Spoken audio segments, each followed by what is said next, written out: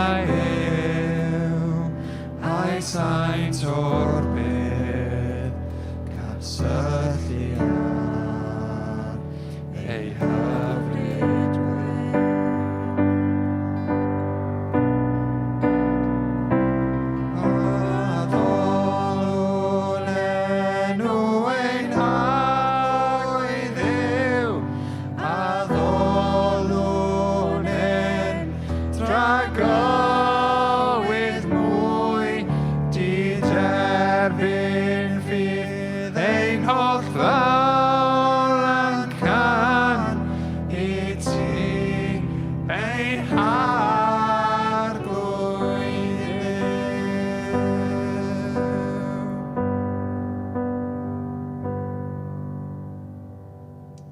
Amen. Cymwch eich set.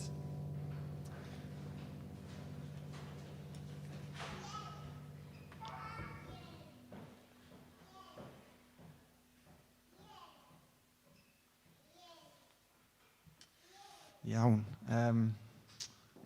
Amser arbennig.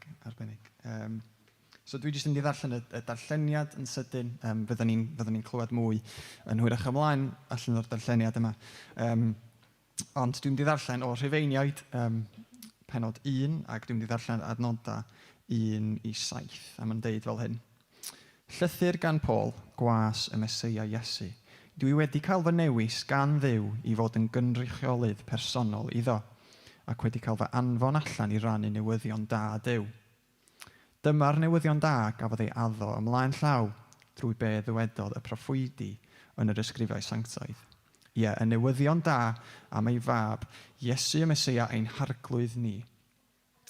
Fel dyn roedd Iesu'n perthyn I deulu y brenin Dafydd, ond dangosodd yr ysbryd glân mewn ffordd rymus ei fod hefyd yn fab Duw, pan gafodd ei godi yn ôl yn fyw ar ôl iddo farw. Mae Duw wedi rhoi I ni y fraint a'r cyfrifoldeb o'i gynrychioli, ac o alw pobl o bob gwlad I gredu ynddo, ac I fyw nifydd iddo. A dych chi'n rhai o'r bobl hynny, wedi cael eich galw I berthynas a Iesu y Meseia.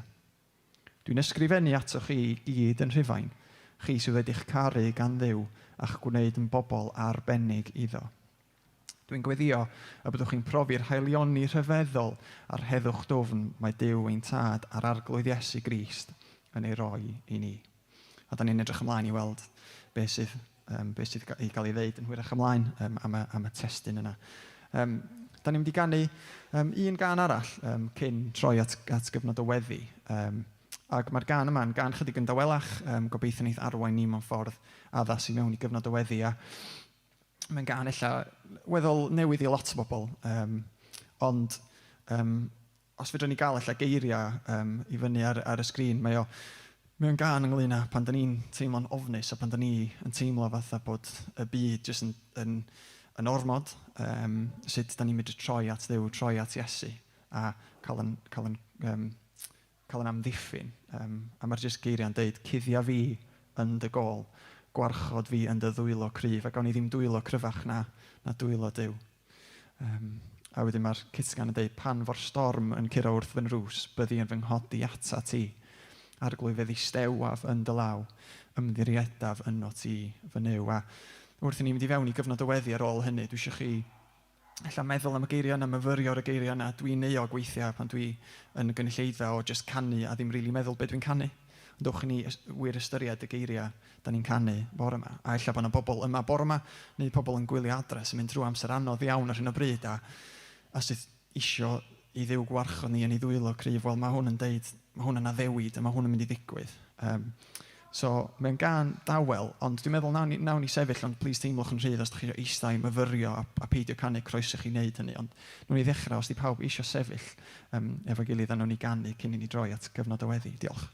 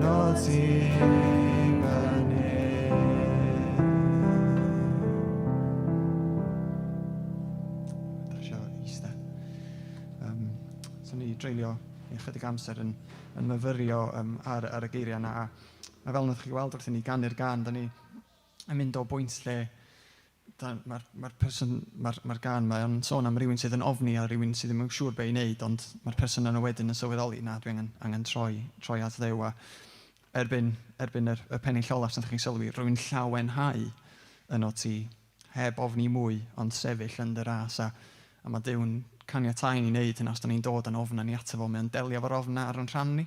Da ni'n gorfod delio fo ar yn pennau hunan.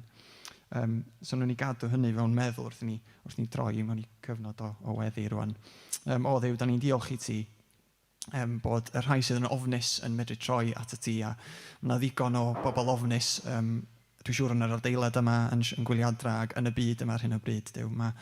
Mae'n gyfnod pryderus, mae'n gyfnod ofnus am gymaint o resymau gwahanol. Ond Dduw, ti isio i'r bobl ofnus yna ddod at ti, a dda ni weithiau pam da ni'n trio delio efo'r ofnan yn hun, yn lle dod efo ger dyfron di.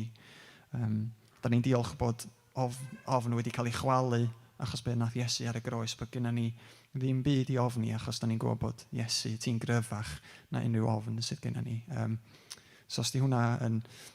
Dduw, ti'n gwybod lle mae bob yn cael o'n bore yma. Os di hwnna yn neges, mae rhywun angen clywed y bore yma, Dduw, ni di jyst gadael i hwnna blannu ei hun yng nghalon y pobl yna bore yma. Da ni jyst yn diolch i ti bod ni yn medru llawenhau bore yma, bod o'n gan dawel da ni'n newydd ganu. Da ni'n diolch bod ni'n medru llawenhau fel wnaethon ni ar y dechrau, bod na fywyd a bod ni'n medru addoli di efo bob dim sydd gennym ni. Mae da ni am y cyfnodau yna yn bywydau lle da ni ddim, lle da ni jyst yn cael yn distractio, lle da ni'n cael yn sylw ni wedi tynnu gan y byd sydd o'n cwmpas ni. Ond o Dduw, da ni'n diolch i ti yr cyfnod tywyll a prysur a anodd da ni wedi byw trwy efo, bod chdi wedi bod ar waith, Dduw. Da ni wedi cael y fraint o dy weld di ar waith. Da ni wedi cael gweld dy ysbryd glân di yn cynnal pobl trwy'r cyfnod yma. Felly diolch am hynny, a da ni'n diolch rwan bod gen ti gynlluniau arbennig ar yn cyfer ni dros y tymor nesaf yma. Diolch i ti am yr gwahanol bethau fydd yn cychwyn eto dros yr wythnosau nesaf yma rwan, y stwff sydd yn mynd i alluogi ni fel dy bobl di i just gwreiddio'n hynna'n yn dy air di ac i fwynhau cymdeithas yma'n gilydd, i weddio dros yn gilydd, i gario beichiau'n gilydd. Achos dyna ti am i ni fel eglwys wneud.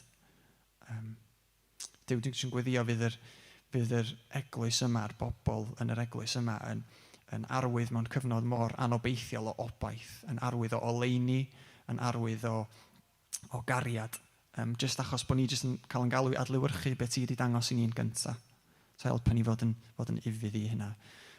Just yn cyflwyno gweddill y gwasanaeth i ti rwan. Just yn gweddio fydd di'n siarad yn glir trwy'r bregeth yn hwyrach ymlaen. Byddwn ni'n clywed gen ti, dyna pwy da ni eisiau clywed, dyna dy'r unig ffordd i ni newid bore yma, bod ni'n clywed gen ti. So ni di siarad mewn ffordd clir, ni di hefyd bendithio'r plant hefyd, wrth i nhw mynd lawr grisiau'n hwyrach ymlaen. Diolch i ti amdanyn nhw, diolch bod yna gymaint ohonyn nhw, maen nhw'n dod â gymaint o hwyl a hapusrwydd a jyst sbio gwmpas y stafell bore yma, a jyst gweld pobl methu peidio gwenu pan maen nhw'n gweld y plant yn mwynhau. Diolch bod chdi wedi dangos Iesu, bod chdi'n caru'r plant, bod chdi fel lle arbennig yn galon ar gyfer yn plant ni. So helpa i'n plant ni ddod i dydnabod i Iesu bore yma mewn ffordd rili byw iddyn nhw, fel bod nhw'n medru tyfu efo'n ddilynwyr i ti. So diolch i ti am dy bresenoldeb di bore yma. Jyst yn gweddio wan wneud dy ysbryd i lenwi'r stafell yma, parhau lenwi'r stafell yma am gweddill yn amser ni bore yma, bod yr ysbryd yna wedyn yn llenwi ni wrth i ni adael. So bydd yng nghanol bob dim sydd yn digwydd rwan, achos da ni'n gweddio hyn yn enw Iesu. Amen. Amen. Iawn, dwi ydych chi bron o gorffan gwrando yn llais i, so bewydd. So mae gennym ni chydig o gyhoeddiadau bore yma. Mae Rhys mynd, dwi'n mynd yn un o'r cyhoeddiadau yna. Ac y cyhoeddiad cyntaf, dwi'n meddwl bod yn dod i fyny ar y sgrin. Hei, clyfu ti, dyna i lechrau eto. Mae Lydia'n clapio, so neb arall yn hapus o'n peth, dwi'n meddwl. Mae wedi bod yn gyfnod anodd iawn, dydy, y cyfnod yma i'n plant a'n ieuenctid ni. Ond da ni'n really excited i gael lawnsio y gwaith ieuenctid unwaith eto. Mae gennym ni dîm bach wedi dod at yn gilydd. Mae Hannah a fi ac Elin a Sean yn mynd i fod yn gweithio fel tîm bach i arwain y gwaith ieuenctid y tymor yma. So da ni'n excited iawn. Nathon ni gael cyfarfod yn o'r blaen do a dechrau trafod y gwaith a da ni'n rili edrych ymlaen i gweld beth sy'n Duw ar yn cyfer ni. So, chydig o manylion ar y sgrin yn fanna, dim lot o fanylion ar hyn o bryd. So fydd o'n dechrau wythnos i Dy Mercher, wythnos i Dy Mercher, dim Dy Gwener. Pawb yn panicio fanna, nath ni'n cymitio i Dy Gwener, Rhodri, beth ti'n neud?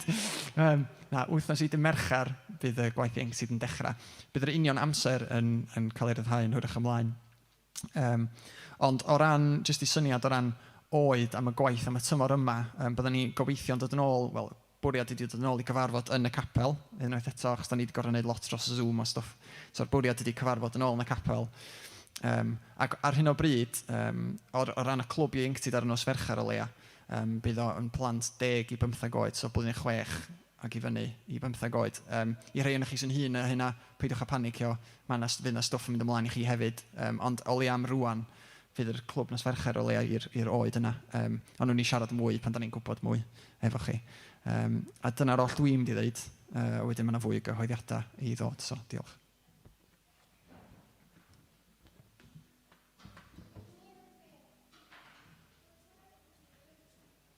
Diolch fawr iawn, Rhodri. Diolch i'r band. Haia, ti'n iawn? Bore da. Ti eisiau deud bore da? Ti eisiau deud?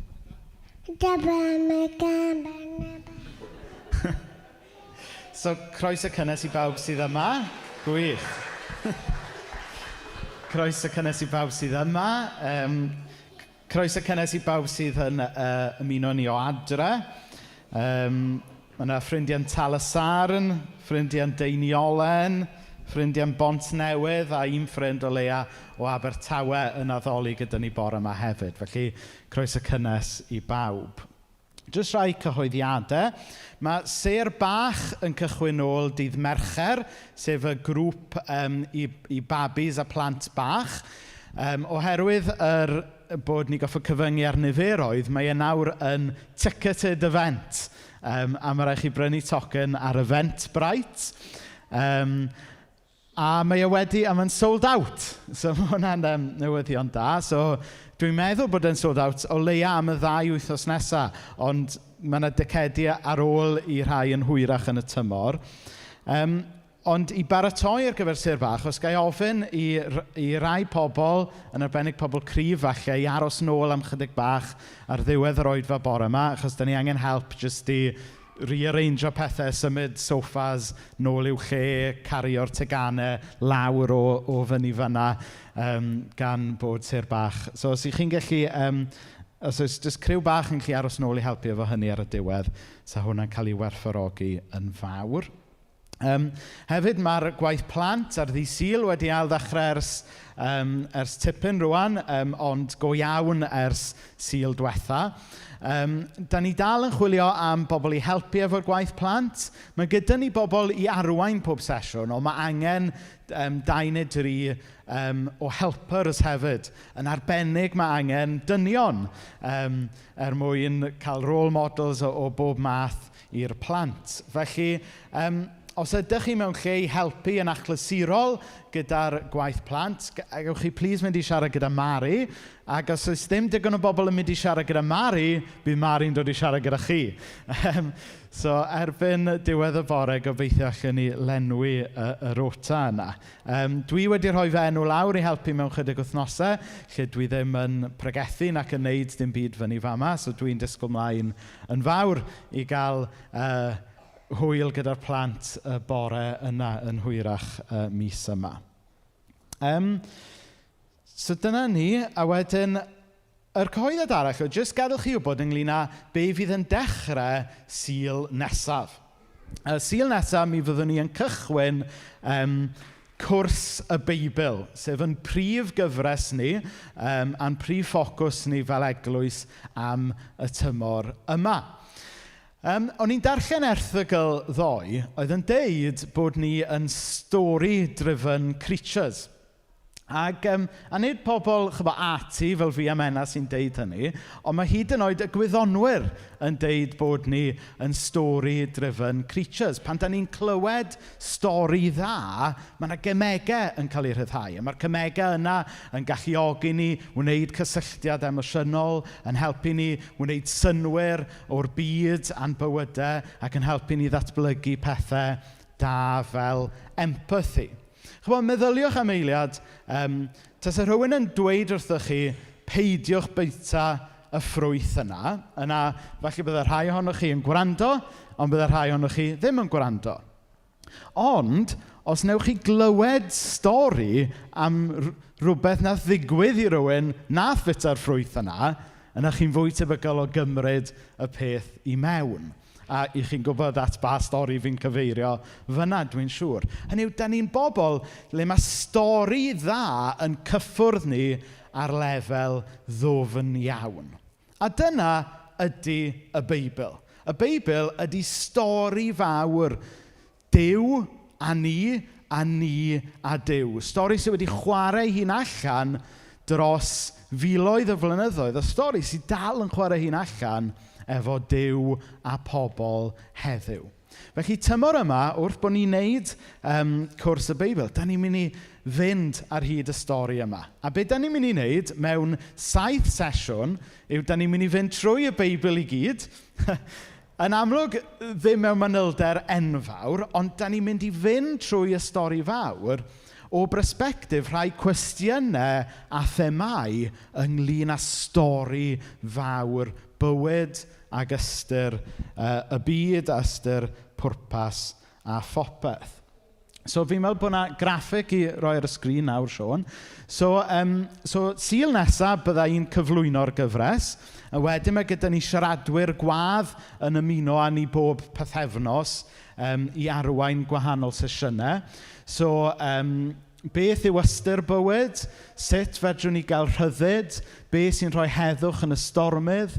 Pwy yw ffynhonnell cariad? Sut fedrwn ni brofi cymuned lle mae ein cartref yn y pen draw? So dyna yw rhai o'r pethau byddwn ni'n mynd trwyddo ar y stori yma.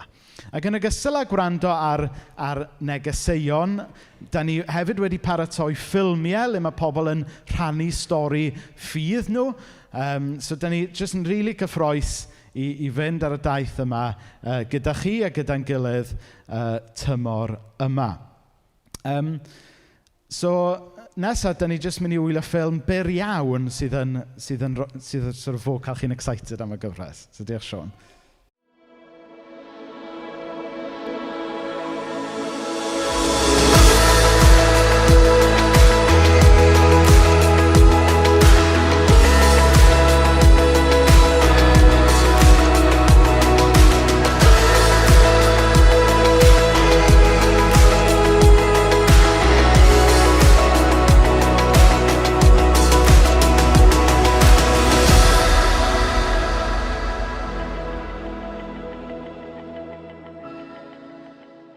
So mae hwn mynd i fod yn brosiect da ni'n neud ar y cyd efo Cymdeithas y Beibl.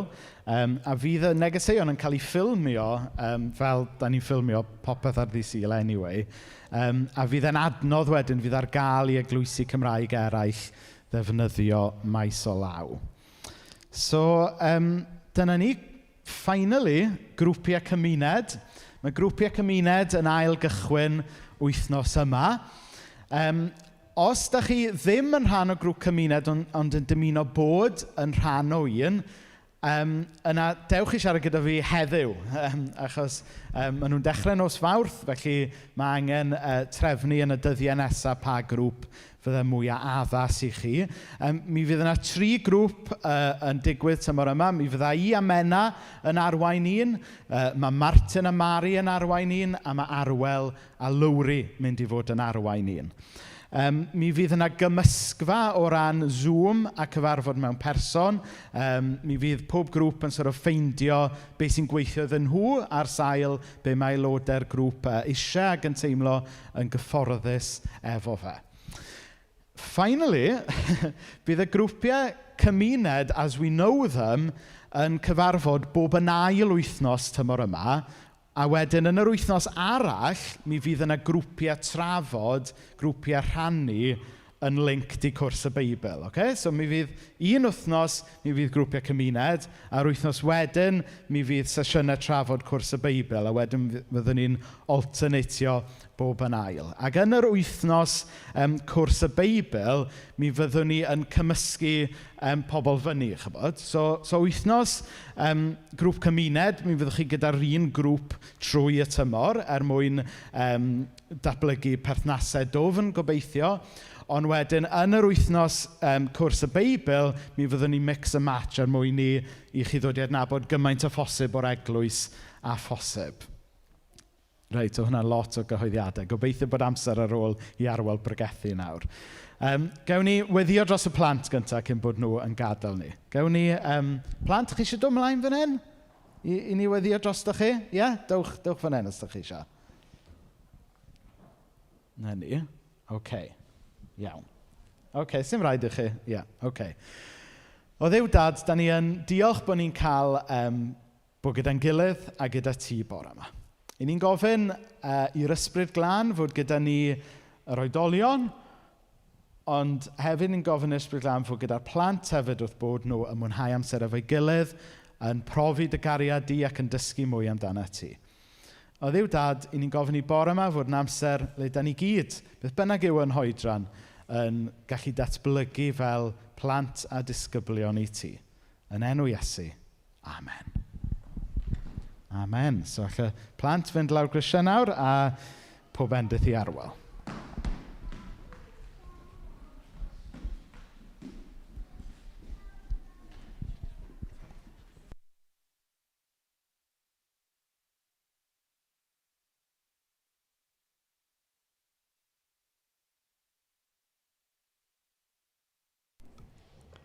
Iawn. Dych chi beth yn cael y teimlo bod gennych chi ormod o stwff? Ie? Yna lot o stwff yn rhys. Gen i bapur, mae gen i lyfr, mae gen i feicroffon, mae gen i fwgwd. A mae'n siŵr bod fi di'n nghofio rhywbeth. Dyna ni. Anyway, hyfryd eich gweld chi, hyfryd croesawu y bobl sy'n gwylio o adre heddiw. Fel y Rhys yn deud, fydd prif ffocws yr tymor nesaf ar gyfres y Beibl. So, edrych mlaen i hwnna. A cael jyst deall mwy yng hyn gan Dduw i ddysgu i ni. Nawr, dwi'n yn gwybod os ydych chi'n wedi sylwi, ond chi'n bod, dyn ni licio rhoi straplines yn dydyn, a pethau hysbysebu. A wythnos yma, be mae Dduw eisiau gen i oedd y strapline. Dyna oedd y strapline ar gyfer yr neges y bore yma. A mae'n gwestiwn o'n i eisiau mynd ar ei ôl oherwydd mae yna gymaint o feddwl dyddiau yma ynglŷn be dwi eisiau, be sy'n siwtio fi. Dyn ni'n byw mewn cymdeithas lle y cwestiynau bron iawn mwyaf pwysig yw be sy'n angen arna i. Dyn ni gyd yn gofyn dyn ni'n cael yn dysgu i ofyn yna. Be sy'n gweithio i fi? Dyna'r cwestiynau dyn ni'n gofyn i ni'n hunain. Ond heddiw, dwi'n mynd i gofyn cwestiwn chydig bach yn wahanol. A'r cwestiwn yna ydy, be mae Duw eisiau? A be mae Duw eisiau gen i. Nawr, i'r rhai o'n chi oedd yma yn ystod mis Awst, yn un o'r negeseuon ynglyn â gweddiau Iesu, mi welson ni chydig bach o hynny, achos yn Ioan 17, oedden ni'n gweld Iesu yn gweddio dros bawb fydd yn credu yno fi. Hynny yw, pobl fydden dod i gredu, sef chi a fi, os dyn ni wedi ymateb i'w wahoddiadau. Ac yn fanna, oedden ni'n clywed rhai o'r pethau oedd Iesu'n dymuno gweld yn ein bywydau ni, y pethau oedd e eisiau ei weld. Yn Ioan 17:21, oedden ni'n darllen y geiriau hyn gan Iesu. Dwi'n gweddio y byddan nhw i gyd yn un dad, yn union fel rwy ti a fi yn un. Dwi am iddyn nhw hefyd fod wedi eu huno â ni, mwyn i'r byd gredu, mae ti sydd wedi fy anfon ni. Ac wrth edrych ar eiriau Iesu, oedden ni'n gweld rhyw gymaint o be oedd cynllun Duw ar gyfer y pobl fel chi a fi sydd ddim yn ei fod yn ei ddilyn pobl mae wedi galw ato fe. Nawr ten, dwi'n bod, ydych chi'n darllenwyr? Mae'n rwylo efo ni pwy sydd efo llyfr ar y go ar hyn o bryd? O, very impressive. Okay, pwy sy'n gweu? neu'n crwsio. Dwi'n gwybod bod yna rhai bobl sy'n gweud ac yn crwsio yma hefyd. Ond dwi'n licio darllen, ond dwi'n gwybod amdano chi, ond mae yna rai pobl, maen nhw'n medru darllen sawl llyfr ar unwaith. Can't do that, ynddo fe. Mae'n rhaid chi gael un llyfr ar y tro. A yn ddiweddar, mi brynes i y llyfr yma. Y llyfr yma, credaf, efo'r snappy title, is-teitl, Casgliad byr o gredoau a chatecismau Cristnogol. Okay? Ond mae'n lyfr da iawn. Mae'n lyfr da iawn. Be mae'n gwneud yw, mae'n dod â lot o bethau fel Cristnogion, dyn ni'n credu at ei gilydd mewn i un llyfr. Mae yna sawl lle lle mae'r pethau yn cael ei gosod allan. Falle bod chi'n cofio bythefnos yn ôl, wrth arwen i fewn i'r cymyn, mi nath Rhys yn gwahodd ni i adrodd credo'r apostolion, lle oedden ni'n deud, dyn ni'n credu yn hyn, dyn ni'n credu yn y llall. A mae hwnna'n un o'r pethau sydd yn y llyfr yma. Ond un o'r pethau eraill sydd yn y llyfr yma ydy Catechism Westminster. Sgwennwyd yn y 1640au. Okay? So mae'n hen, ac oherwydd bod e'n hen, mae'n chydig bach yn hen ffasiwn. Ond mae di sgwennu, gafodd ei sgwennu yn y cyfnod yna, a bwriad y llyfr yw bod e'n ateb cwestiynau.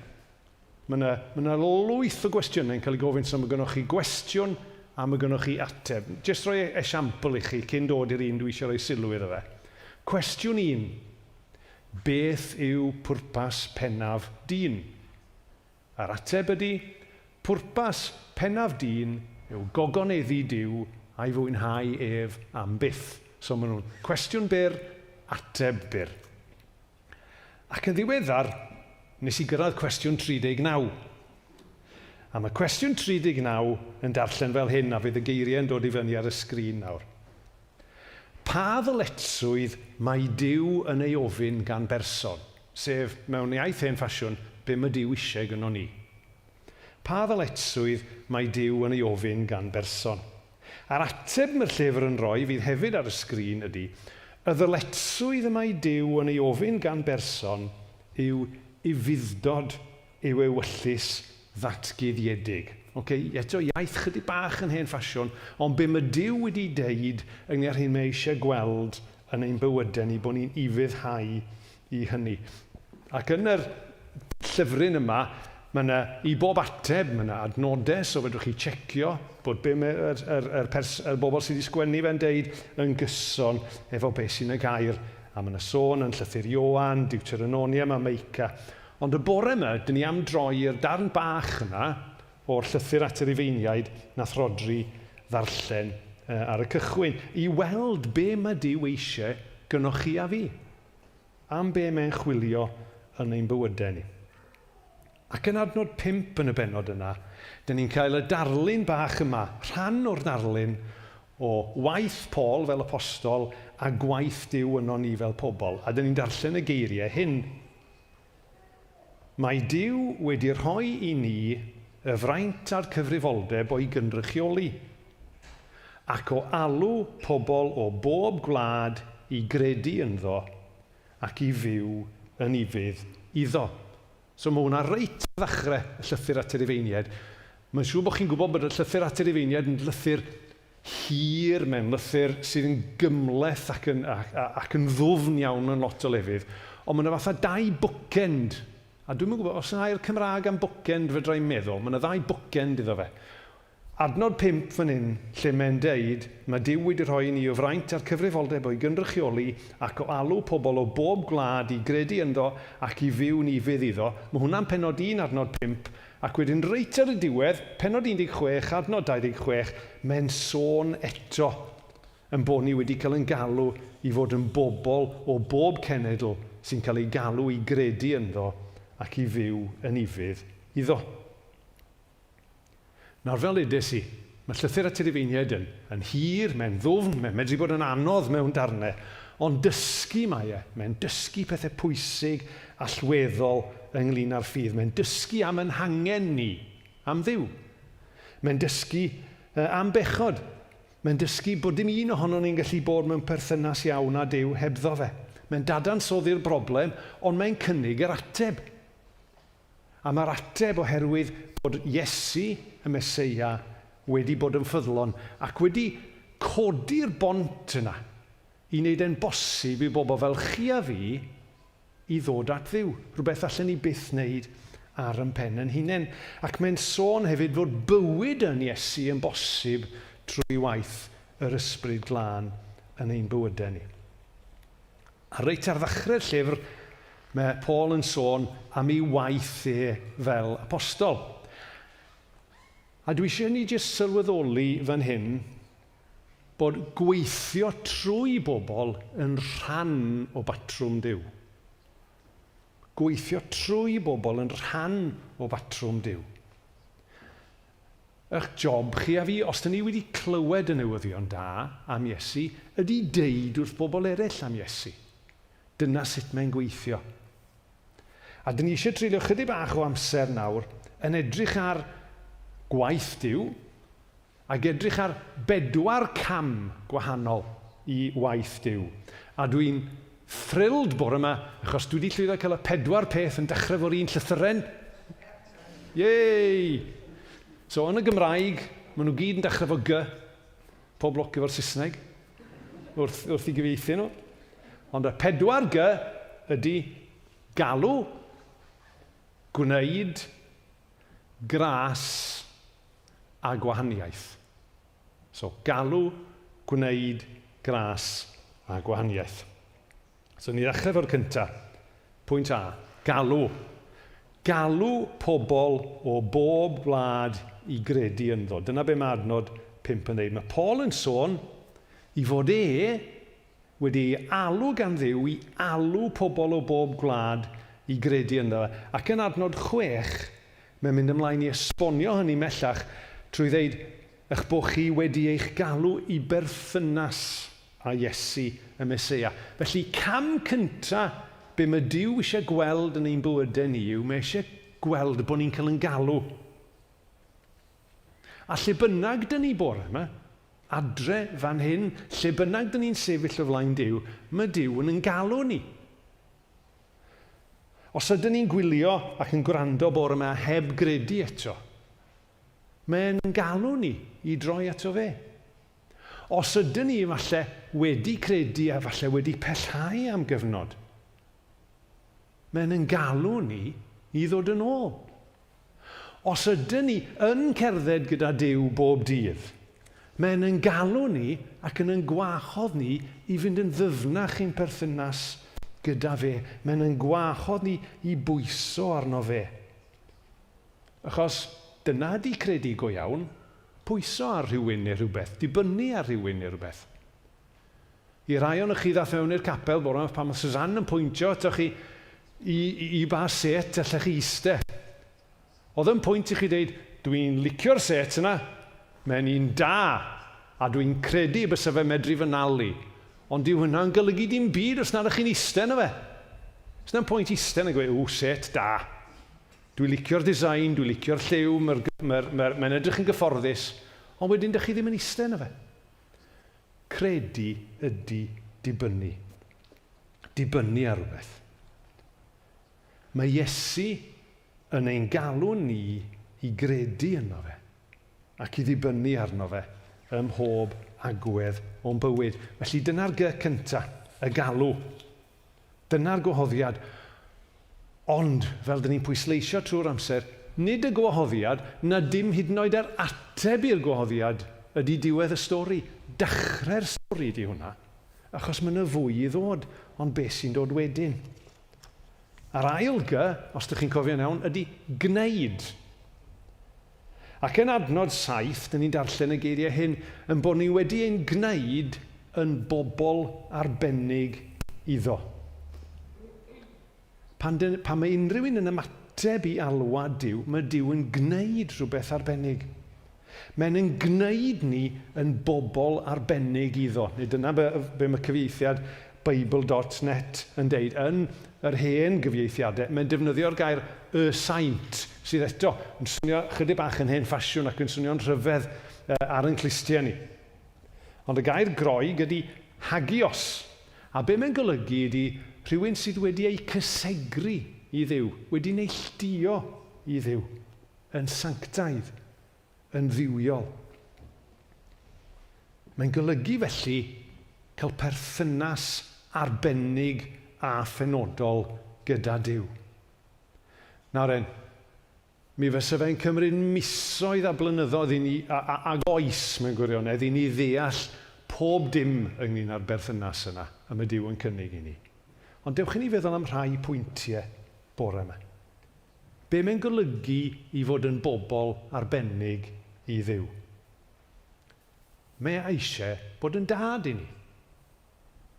Mae eisiau bod yn frenin ar ein bywydau ni. Mae eisiau'n gwarchod ni, yn amddiffyn ni, yn harwain ni. Mae am i ni fod yn bobl neilltuol iddo fe, yn perthyn iddo fe. Ddim yn perthyn i'r byd, ond i fod yn wahanol. A fyddwn ni'n dod mwy at y pwynt yna yng bod yn wahanol yn y pwynt olaf o'r bregaeth. Ond am y tro, gai jyst darllen chydig o adnodau o Jeremia i roi darlun i ni o'r math o berthynas mae Duw eisiau cael efo ni fel pobl arbennig iddo fe. Os dyn ni'n troi at Jeremia 32, sori, di rein ddim ar y sgrin. O Jeremia, cofiwch, ar adeg pan oedd y bobl wedi bod yn bell i ffwrdd, ond mae Duw yn ei galw nhw'n ôl. A dyn ni'n clywed y geiriau yma gan Jeremia. Dwi'n mynd i gasglu fy mhobol yn ôl o'r gwledydd lle gwnes i ei gyrru nhw. Ro'n i wedi gwylltio'n lan efo nhw, ro'n i'n ffyrnig. Ond dwi'n mynd i ddod â nhw yn ôl i'r lle yma. A grandwch be mae'n deud. A byddan nhw'n cael byw yma yn hollol saff. Fi fydd ei Duw nhw, a nhw fydd fy mhobol i. Byddan nhw i gyd yn benderfynol o fyw yn ffyddlon i mi bob amser, a bydd hynny'n dda iddyn nhw a'i plant ar eu holau. Byddai'n gwneud ymrwymiad gyda nhw fydd yn para am byth. Dyna mae Duw yn deud am ei bobl.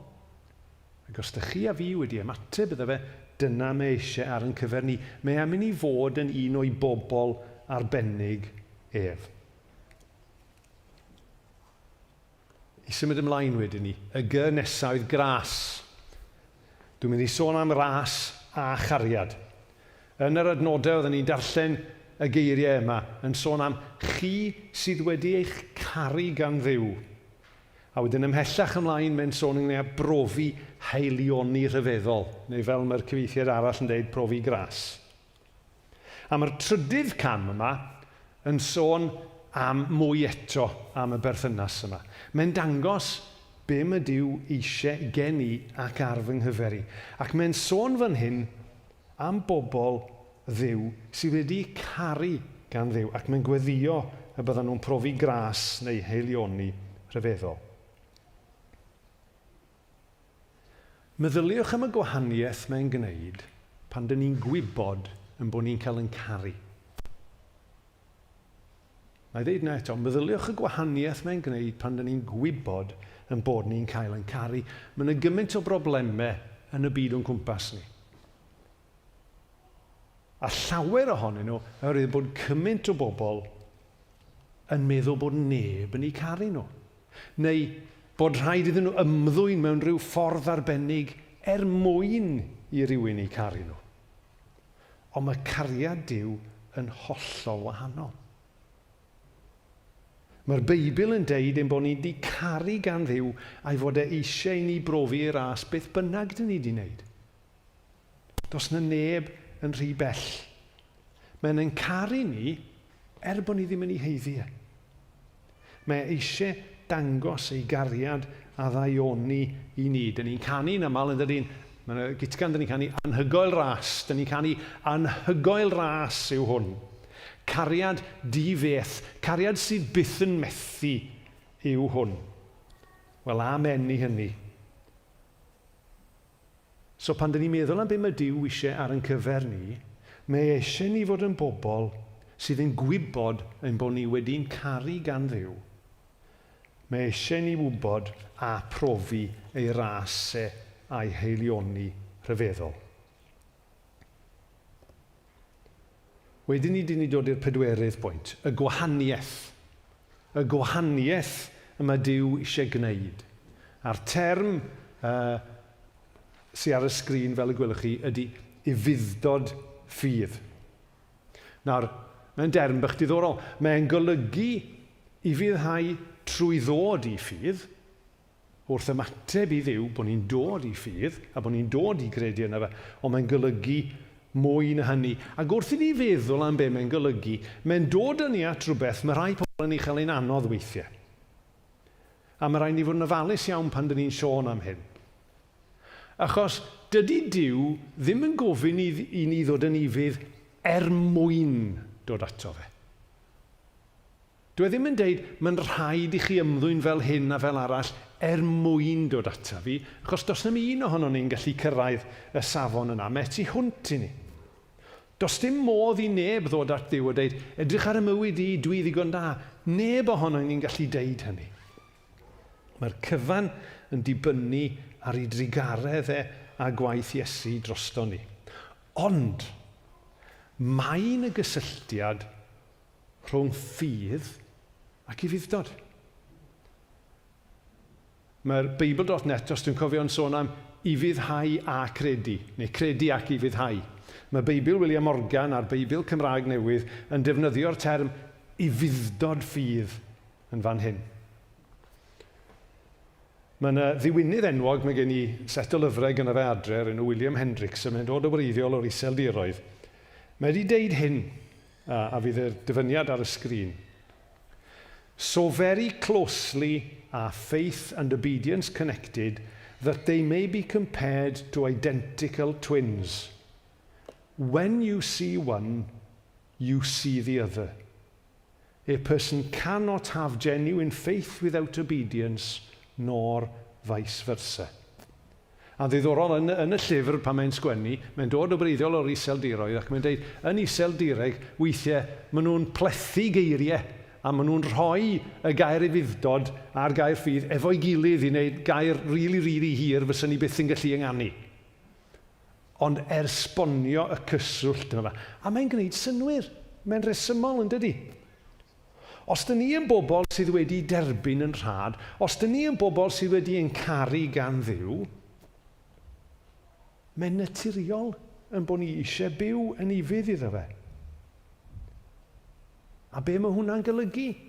Yng ngeiriau hen ffasiwn Catechism Westminster, mae'n golygu Ufudd-dod i'w ewyllus ddatguddiedig. Os ydyn ni'n caru Duw ac yn un o'i bobl fi fyddwn ni eisiau gwneud y pethau mae wedi dangos i ni sy'n bwysig iddo fe, y pethau mae'n dymuno i ni wneud. Ond dewch i ni fod yn onest, dwi ddim yn syml nag di. Dwi ddim yn hawdd. Weithiau mae ewyllus yn mynd yn groes i'n ewyllus ni. Weithiau mae ewyllus cyflawni ewyllus yn gwneud, frankly, yn gwneud i ni edrych chydig bach yn od i'r pobl sy'n cwmpas ni. Weithiau mae gwneud i ewyllus chydig bach yn anghyfleus, achos dwi ddim cweit yn ffitio efo beth ni eisiau wneud. Ond os dyn ni wedi derbyn, os dyn ni wedi cael, os dyn ni wedi profi cariad a gras Duw, mae cyflawni ei ewyllus yn mynd i fod yn bwysig i ni. Achos chi'n gweld i grynhoi, mae Duw ar waith yn ein bywydau ni. Mae Duw ar waith yn bywydau pob un ohono ni sydd yma bore yma. Mae wedi gwahodd ni yma, mae'n siarad efo ni, pobl sy'n gwylio adre'r un fath. Mae wedi'n galw ni i gael bywyd newydd ynddo fe, ac i fod yn bobl arbennig iddo fe. Mae wedi'n caru ni. Mae eisiau tywallt ei ras arno ni ac mae'n gwahodd ni i Ufudd-dod Ffydd neu ffydd ac Ufudd-dod sy'n rhwm a'i gilydd fel efeilliad. Dyna galwad Duw. Dyna bwriad Duw. Dyna be mae Duw eisiau ar fy nghyfer i. Mae'n wahoddiad arbennig, gan arglwydd arbennig i fywyd arbennig, sydd weithiau yn ddangos tu hwnt i ni, ond diolch byth mae'n rhoi ysbryd arbennig i ni. mwyn i ni gael y nerth yna i ymateb i'r gwahoddiad hynny. Dewch i ni gair sydyn o weddi.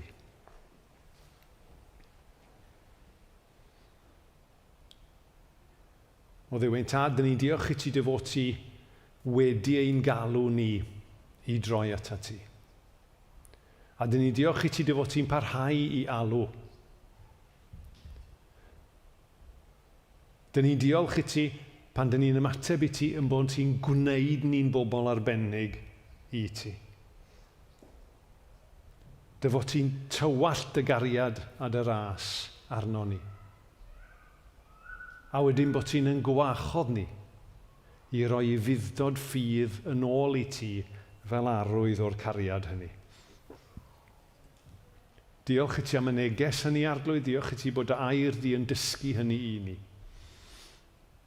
Ni di'n helpu ni nawr i dderbyn y gwahoddiadau hynny, i dderbyn yr her hynny, i fyw, Arglwydd, fel pobl sydd yn dy garu di, a pobl sydd eisiau cyflawni dy ewyllys di. Ac wrth weddio hynny, dyn ni'n gwybod, Arglwydd, dyn ni'n methu wneud hynny yn y nerth yn hunain. Ond dyn ni yn gwybod, Arglwydd, dy fod ti yn darparu un i ddod yno ni yn dy ysbryd lan i nerthu ni i wneud. Felly, dyn ni'n rhoi ein hunain yn dy ddwylo di. A dyn ni'n gofyn, tyred, Arglwydd, cymer ni, bendithia ni, derbyn ni a defnyddia ni mwyn dy enw. Amen.